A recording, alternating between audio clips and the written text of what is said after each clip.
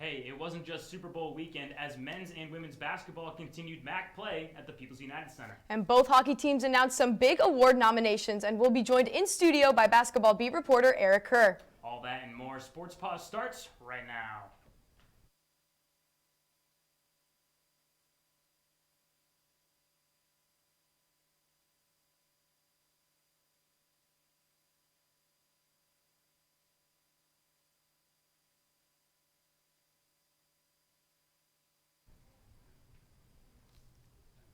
Welcome into Studio 125. I'm Lo Yarnell alongside Jack Main. Jack, how's your Valentine's Day been this so far? My Valentine's Day has been awesome. How's your Valentine's Day been? I have had a great Valentine's Day. A lot to get through, but we got to get started. We do, and it starts with the women's basketball team as 3 Bobcats were celebrated on Saturday.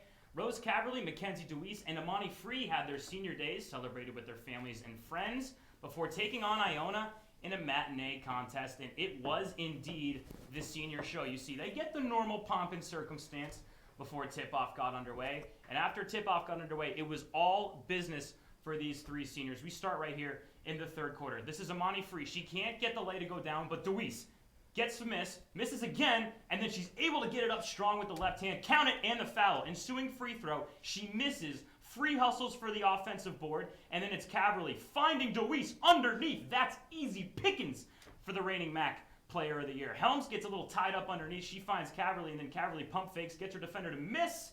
She's able to get it to go down. Still on offense, it's Caverly able to find Helms in the corner. Helms is going to drive. She can't find anything. She's a little too small, so Caverly from straight on. Why not?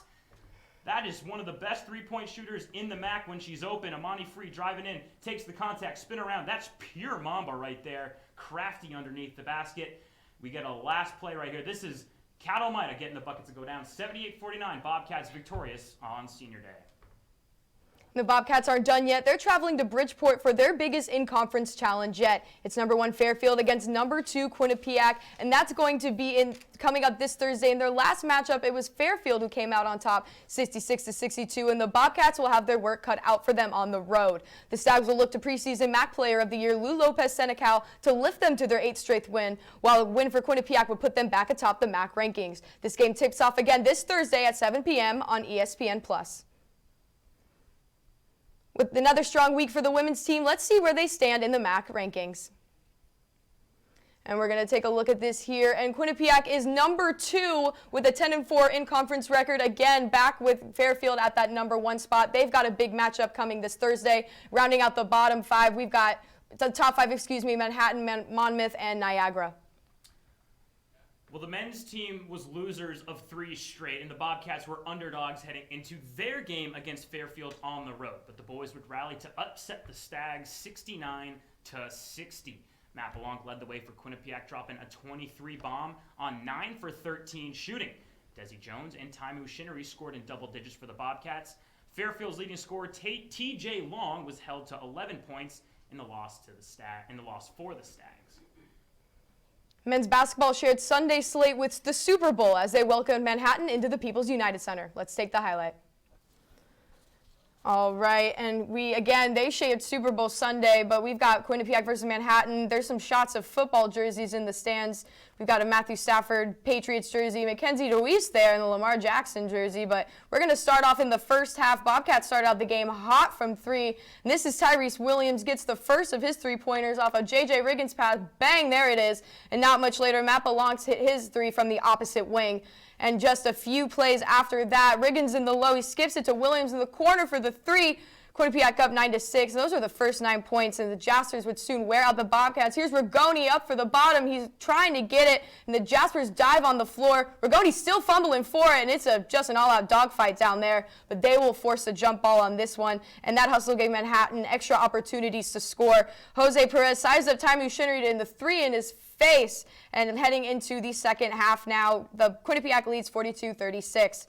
Quinnipiac starts to lose their touch from 3 as Rigoni missing from the wing right there, and Shinnery also can't make his corner from the 3, and yet again Blanc misses there as well. Quinnipiac made just one of their 14 three-point attempts in the second half, and there's Kev Marfo just trying to do the layover attempt, and just knocked over a chair there. Clean tackle on that one, where this isn't the Super Bowl. Back to basketball. Manhattan took full advantage of Quinnipiac's miscues, and the Mac's leading scorer finished with 21 points with Blanc right there. The layup. Rest of the Jaspers helped to seal the deal, and then the Jaspers end up coming out on this one on top, 83-66. Quinnipiac will travel to play Marist next Sunday. They were in the football mindset indeed on Sunday. Well, 2 wins in just 2 in their last 5 over their last 7 has the Bobcats in a downward spiral as they head into the last month of regular season play.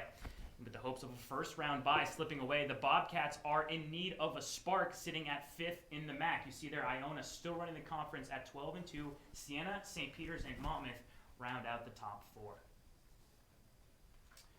Injuries across the team are going to force a number of lineup changes heading into crunch time. And for a look at the rest of the season, we welcome in men's basketball beat reporter Eric Kerr to break down what's in store for the Bobcats.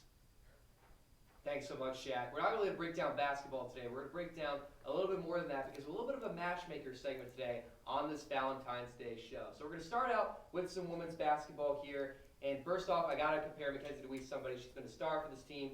And another star in the NBA I can compare her to is Tahante Murray for the San Antonio Spurs. Now, Murray, like DeWeese, both of these players can simply stuff the stat sheet. They each have very similar stats across the board. They both lead their teams in points per game. Both are second in rebounds per game, and they both lead in steals per game, impressively for both, with Murray with 2.1 steals per game and DeWeese with 3.8. But the one major difference, only their assists per game, where Murray leads with 9.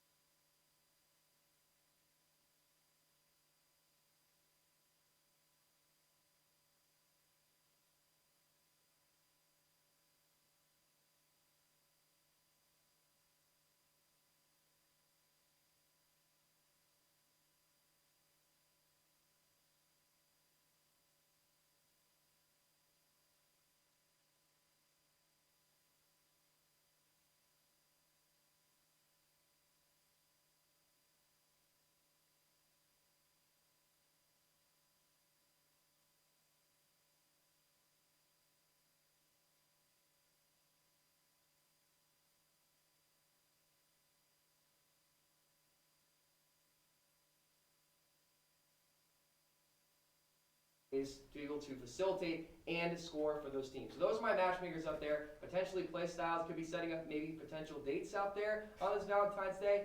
Who knows? But guys, what do you think? I'm going to send it back to you at the desk. Hey, listen, any athlete out there who's looking for a date, hit up my man EK Plays. I mean, this guy better than Tinder. He just set up the entire Quinnipiac Athletics rosters with, their best match, right? I would say so. Hey, listen, it's time for our first break, but stick around. We take to the ice to break down women's ice hockey, and they had a big weekend against Harvard. And where does men's ice hockey land in the rankings after facing St. Lawrence and Clarkson? All that and more after the break.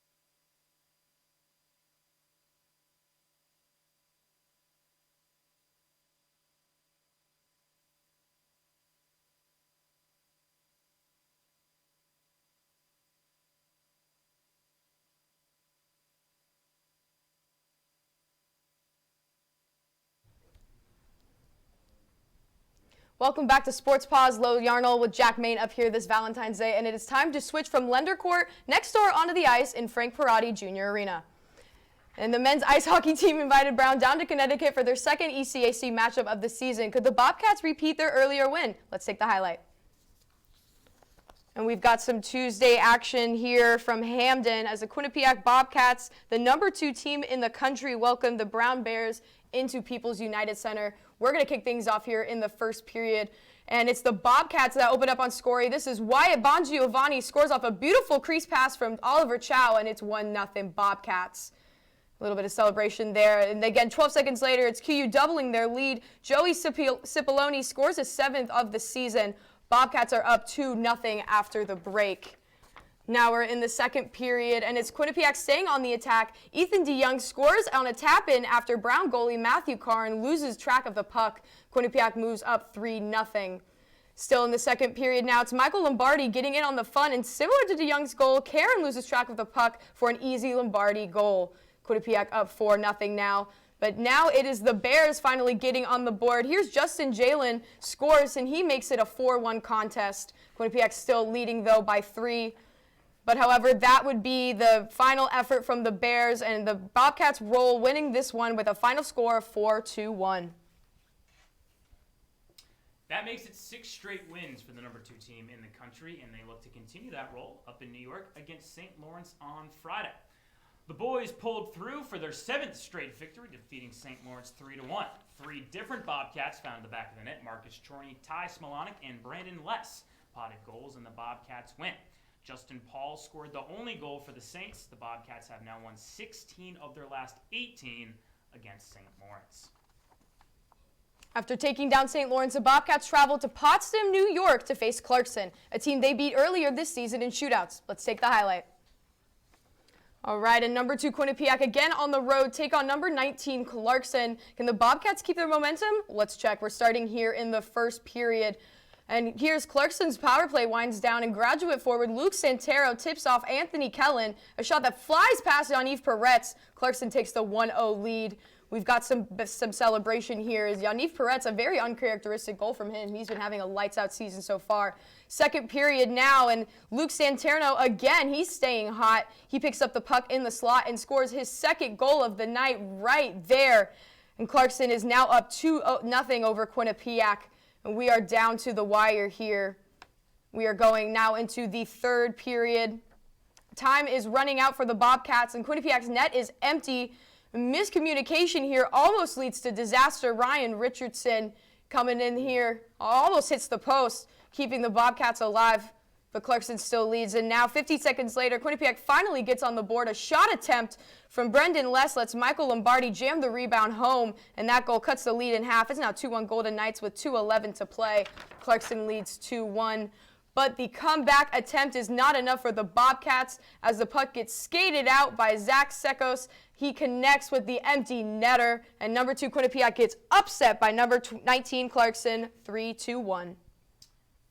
Lady luck not on the Bobcats side, but hopefully maybe from one of these Bobcats. The Walter Brown Award is awarded annually to the top American-born New England-based hockey player in Division I hockey. This year, Quinnipiac has 3 nominations: forward Wyatt Bongiovanni, defenseman Zach Metza, and goaltender Dylan St. Cyr. Quinnipiac, Harvard, and Providence are the only schools with 3 or more nominees.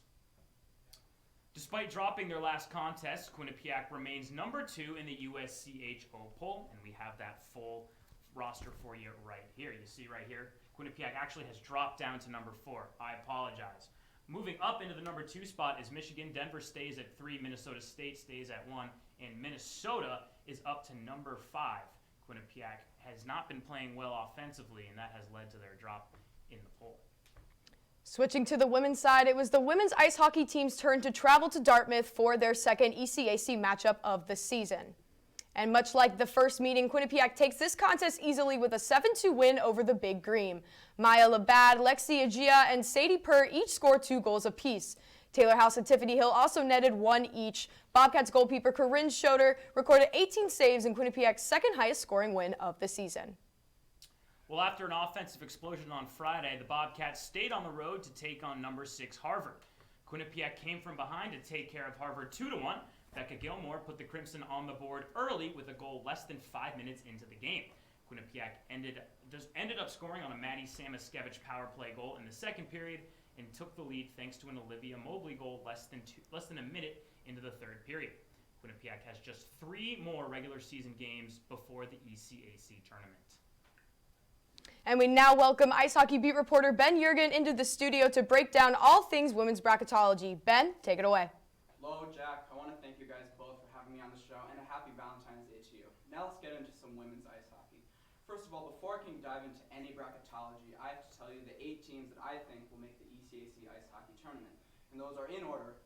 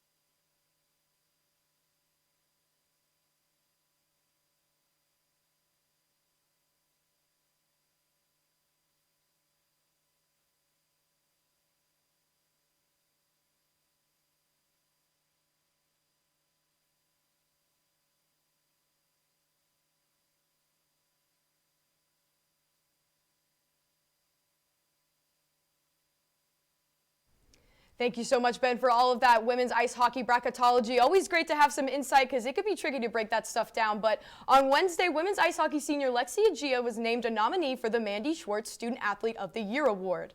The Schwartz Student Athlete of the Year Award is given to one ECAC female hockey player each year to honor Maddie Schwartz, a Yale hockey player who passed in 2011 after battling with leukemia. Gia is an assistant captain for the Bobcats in her senior year and is pursuing a master's degree in business analytics. Well, the Lady Bobcats will continue their road trip tomorrow when they travel to Troy, New York to take on the lowly RPI Engineers. Quinnipiac comes in winners in their last 2 games, while RPI has dropped their last 4 contests. Start time for that game is going to be 4 p.m. in Troy.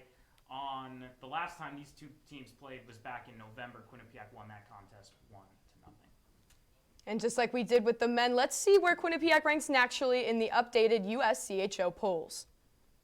And we'll see it right here on your screen. Quinnipiac is at number 9. They're staying put where they were last year. A lot of not much movement in the top 4. We've got Minnesota, Ohio State, Wisconsin holding strong at 1, 2, 3. Northeastern breaks into the top 4 right there. But again, Quinnipiac remains at number 9.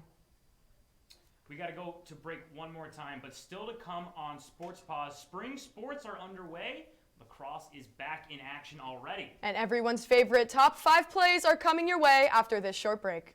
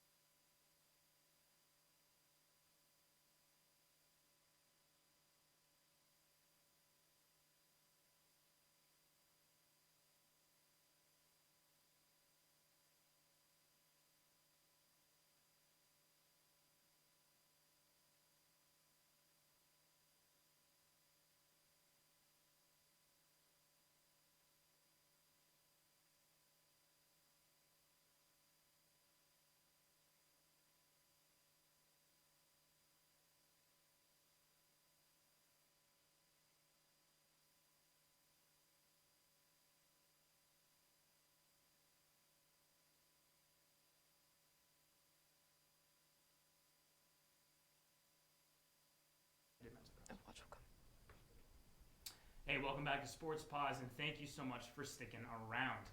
It just snowed 3 inches yesterday, but believe it or not, spring sports are upon us. The Quinnipiac men's lacrosse team opened up their season against UMass Lowell on Saturday, and they gave us a show. Bobcats won a narrow 15-14 game, helped by Will Abbott's team leading 4 goals on 6 points.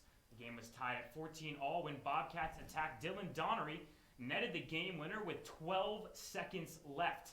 This was the Bobcats' first ever victory against UMass Lowell. 1 game into the season, and there is already MAC awards to hand out, and Bobcats' Will Abbott is the beneficiary of the first MAC Player of the Week award this season. The senior midfielder led the Bobcats with 6 points in their win against UMass Lowell, and is tied for the lead in MAC major statistic offensive categories. The Mass native was second on the Bobcats in offensive scoring a year ago with 14 points on 5 goals.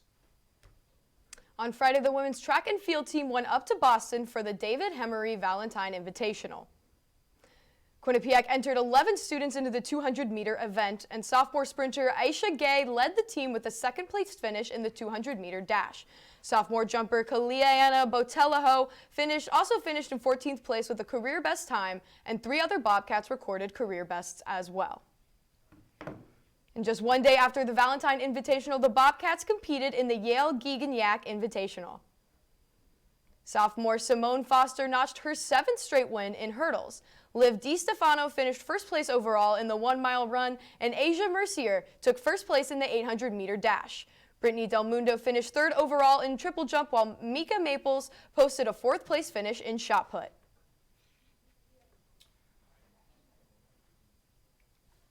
Men's tennis was back in action against Merrimack on the 12th.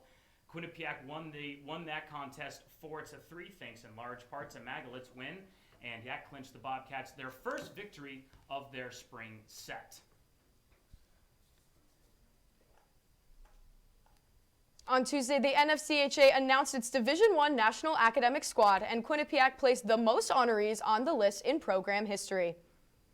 23 field hockey players were named to the list. Brooke Whipke, Jess Holly, Amanda Funaro, Michaela Adams, and Izzy Sinibaldi were placed on the list all 4 years at Quinnipiac. And again, an impressive 23 names placed on this list for women's field hockey. Women's golf has named their captains for the upcoming season. Head coach John O'Connor named seniors Alina Lopez, Darby Lillibridge, and Amanda Tully captains for the upcoming season. Quinnipiac opens up their spring schedule on the 28th in North Carolina. Quinnipiac will be represented at the NBA All-Star Game. Jocelyn Saber of the Acro and Tumbling team, formerly of the Acro and Tumbling team, will be wearing green and gold to help represent the Boston Celtics. She has been a member of the Boston Celtics cheering squad since 2017. Now, it's a Monday night, so you know what that means. Sports Paws. So, of course, we have to bring you the top 5 plays of the week. Lo, you'll take the evens, and I assume I'll just do the odds. Sounds good. Let's do it. All right. Starting off right here, play number 5. We are on the ice. Time is running out against Clarkson, and Brandon Les sends one that misses, but Wyatt Bongia, or Michael Lombardi, is right there to clean up the mess. Bobcats fall. Play 4. This is Kev Marco passing to Matt Belanc, and who will make a move and pass it back to Marfo, who sends a cross course to Bernie Blunt.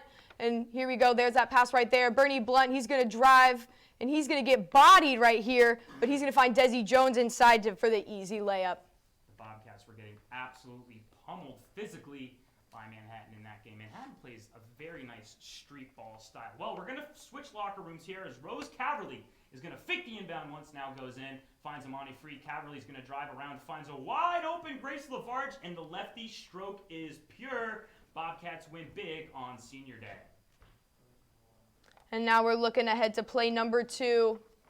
And you might be seeing double here, as at first it is Oliver Chow who sends the puck to Wyatt Bongiovanni for the one-timer right there. But 15 seconds later, there is a sense of deja vu in the air as TJ Friedman sets up Joey Cipollone for another one-timer. Play number 1, it's Bernie Blunt, who has not seen a ton of time this season, finding Luis Courtright, who's got nothing there. Luis Courtright makes a move, makes another move. He's getting the double team in the box and one. Finds Taimu Shinnery in the corner. Bang from the corner. Bobcats fall on Sunday, Super Bowl Sunday. The rest of their season is going to be tough heading down the stretch. Exactly, and this week might have been a busy one, but the action is only speeding up, and let's see what big games are on the upcoming slate. All right, when we're looking at here, we've got men's lacrosse facing off against LIU on Wednesday at 11 a.m. Women's basketball Thursday against Fairfield. We previewed that game. That's going to be a big one. Men's baseball. Here we go. That's a name we haven't seen in a while. Faces off against SGU. They're traveling there. That's on Friday. And women's ice hockey plays Yale on Friday here at the People's United Center. Jacob Resnick and I have been geeking out about baseball coming back since professionals don't want to figure their stuff out. So we are super excited to see what's in store for the Bobcats on the diamond. Also coming up ahead, we've got women's ice hockey. They're going to take on the Battle of Whitney Avenue. That's on Friday here at the People's United Center. Men's ice hockey's got Harvard. Women's basketball has got the Niagara Purple Eagles on Saturday. And then women's indoor track and field.